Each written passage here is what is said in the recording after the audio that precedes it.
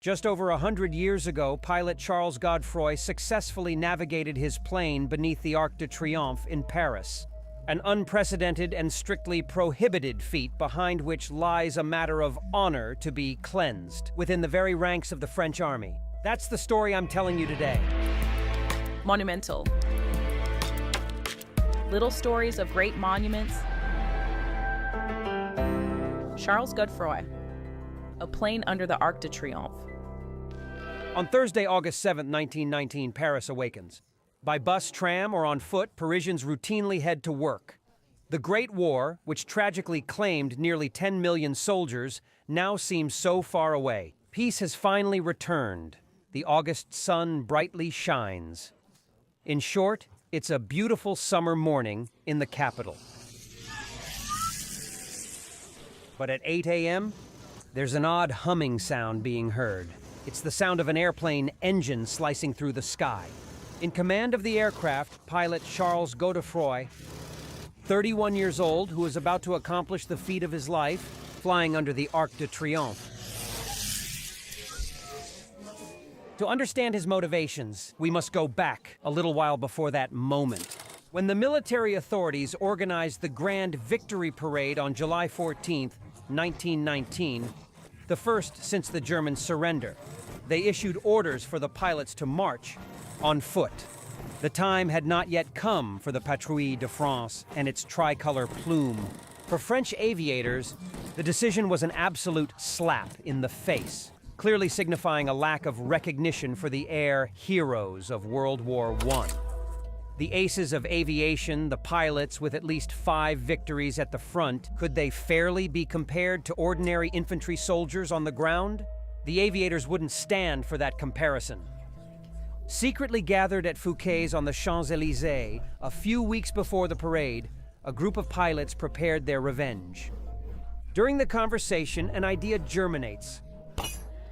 I must say, a monumental idea. What if one of them flew a plane under the Arc de Triomphe during the parade? The monument was commissioned by Napoleon precisely to celebrate French victories. The emperor would never get to see the monument completed, since its construction was not finished until 1836 under Louis Philippe. But today, what a symbol it would really be. If there is a monument to associate aviation with the victory of 1918, it is indeed the Arc de Triomphe.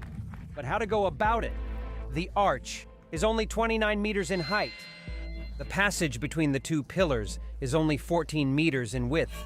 It's quite short, really quite short, which allows scarcely any room to maneuver. It takes a good deal of skill and also real madness to slip through this keyhole without encountering any trouble.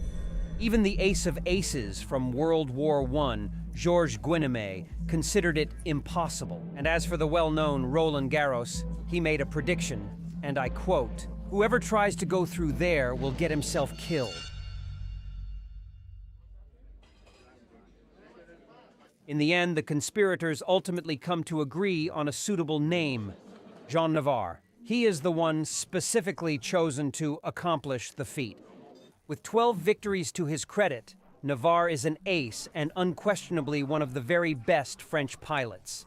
To the extent that this specialist in aerial stunts now regularly performs some exhibition flights before an astonished public. Charles Godefroy, on the other hand, only entered aviation in September 1917. He is talented, undeniably, but he is not chosen. A bit disappointed, he still plans to applaud Jean Navarre's feat during the French National Day. The project is kept strictly confidential. The High Command must not be aware of what is being secretly plotted behind its back. Unfortunately, on July 10th, just 4 days before the parade, Jean Navarre is tragically killed during a training flight. He accidentally clips the roof of a farm during a gliding descent and does not survive the plane crash. The project is thus in jeopardy. The small group of conspirators makes the decision to call off carrying out their original plan at the parade, but it's just a temporary delay. This flight, as perilous as it is, must take place at all costs. After all, it's just a matter of postponing the date by a few weeks. Of course, the impact will be somewhat lessened. However, the accomplishment will remain equally spectacular and memorable. The new pilot is designated. It will be Charles Godefroy. With 500 hours of flight, he makes a respectable and extremely motivated substitute who craves for taking this challenge. He's not a coward, rather the opposite. During the war, when he was still on the ground, he received the Croix de Guerre with 2 commendations. So, Roland Garros's prediction, the tragic accident of Navarre, and the immense risks do not scare him. On the contrary, they motivate him. At the end of July, Charles therefore goes several times to the Arc de Triomphe to carefully study the air currents and thus meticulously prepare his stunt. All the while, he always maintained the utmost secrecy. With his friend Jacques Mortain, journalist and photographer, he takes notes, precisely recalculates the dimensions of the monument, and determines the trajectory he must follow to pass through without trouble. Then he makes his way to the south of France towards Miramas. There he trains to fly under a bridge. Like an actor rehearsing his lines before opening night, he rehearses his dangerous maneuver. Dive down, straighten the aircraft a few meters from the ground, aim precisely, while gritting your teeth and make your way back up towards the high clouds. After a few days of training, he is ready. On D-Day, Charles Godefroy shows himself precisely at 6 a.m. at the Villacoublay airfield located southwest of Paris. Dressed in his official warrant officer uniform, he boards his airplane, a 9-meter wingspan Newport 17 biplane. The gloomy weather does not scare him. On the contrary, of course, visibility will certainly be poorer, but at least he won't be spotted before he arrives over Paris. At exactly 7:20 a.m., he takes off.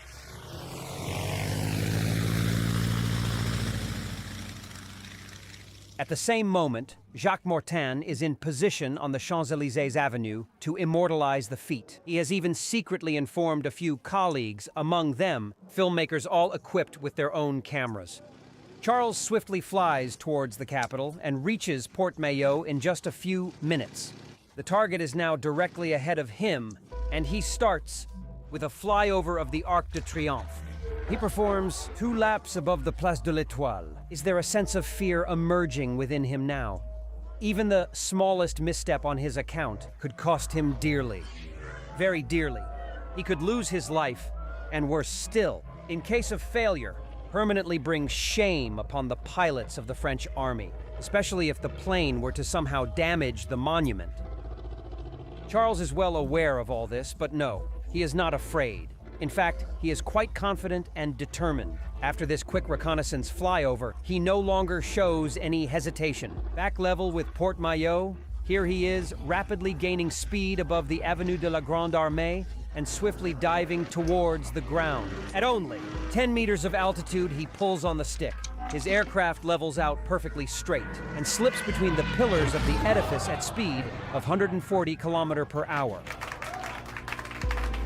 But no sooner has he crossed the Arc de Triomphe than he finds himself level with the Place de l'Étoile, nearly face-to-face now, with a tramway.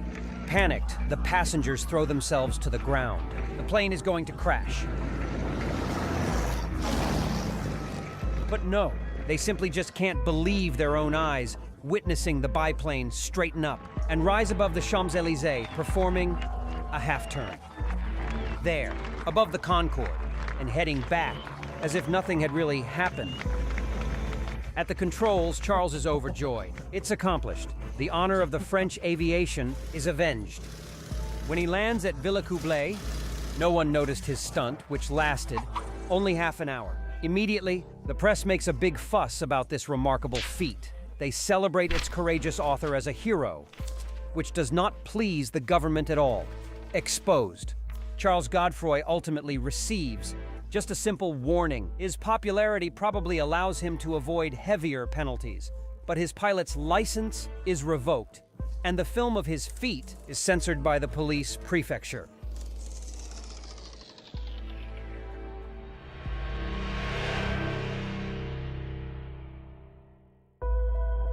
Back in civilian life, Charles Godefroy becomes a merchant of wine and spirits.